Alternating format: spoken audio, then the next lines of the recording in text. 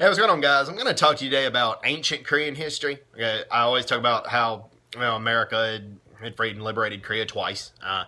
That's absolutely true, but Korea has a lot to be proud of themselves, even without America. Let me explain.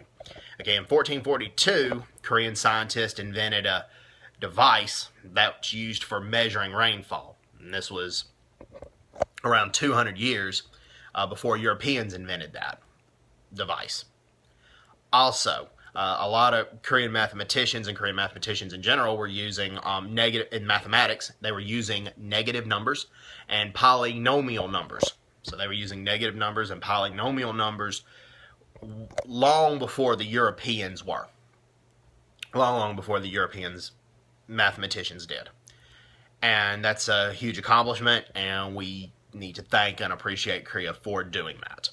Also, Korea has been around since about 2333 BC with the Tongun Dynasty. They have recovered artifacts from the Tongun Dynasty. They were discovered or founded in 1429. Unfortunately, due to the devastation of the Korean War, a lot of those relics had been destroyed. So they have a long history in Korea. It's a long history, and for a long time, actually, before I get into more of that, the word Korea actually comes from the word Goryeo, and that was the dynasty in the Goguryeo Kingdom. There were three kingdoms in ancient Korea, largely.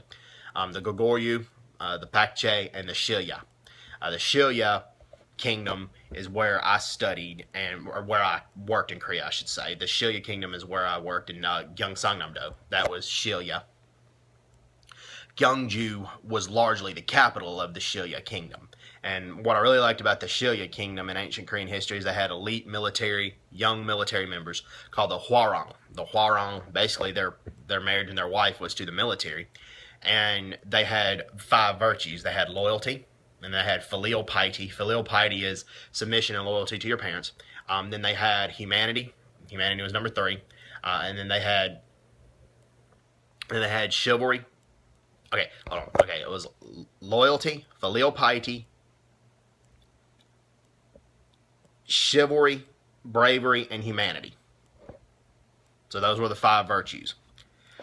So God bless the Hwarang for what they did. And then you had the Pakche Kingdom, which is in present-day Jeollanam-do and out in the Gwangju area. And the Pakche was renowned for their artwork. And a lot of their artwork influenced a lot of Japan. A lot of the designs of the temples and the paintings that the Pakche used influenced Japan. Pakche adopted Buddhism as their state religion in 384 AD.